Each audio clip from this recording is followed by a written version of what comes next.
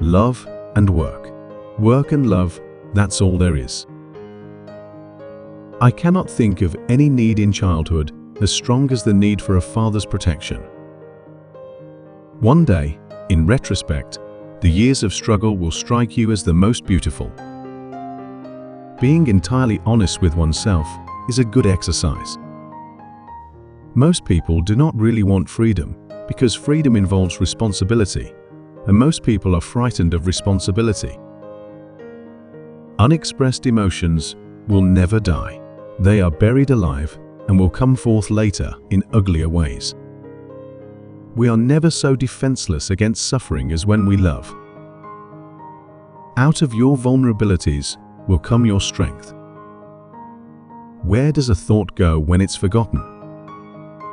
He that has eyes to see and ears to hear may convince himself that no mortal can keep a secret.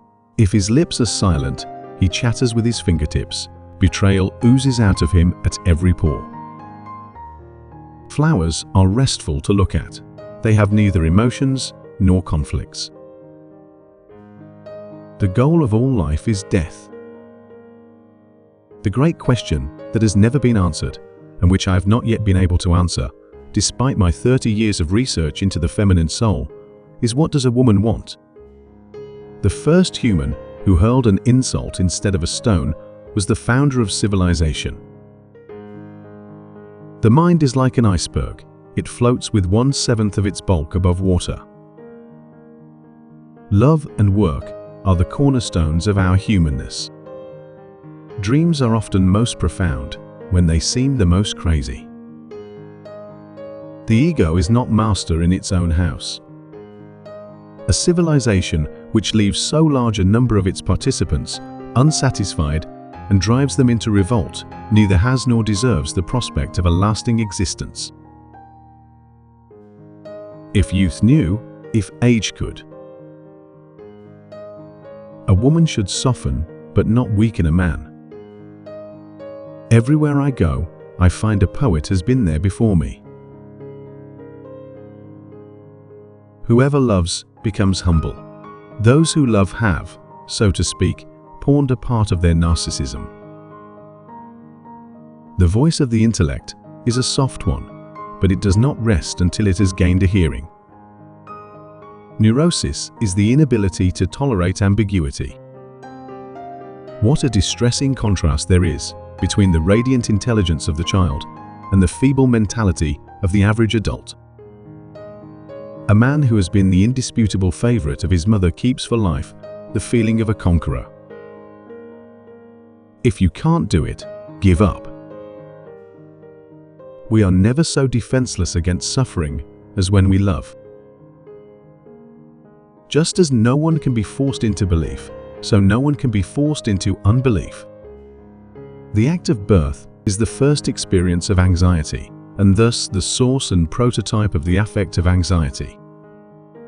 Analogies, it is true, decide nothing, but they can make one feel more at home.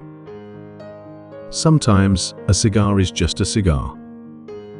It is impossible to overlook the extent to which civilization is built upon a renunciation of instinct. Neurotics complain of their illness, but they make the most of it, and when it comes to talking it away from them, they will defend it like a lioness her young.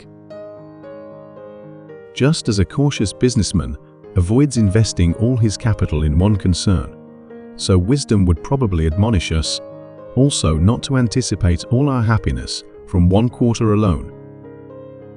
Sadism is all right in its place, but it should be directed to proper ends.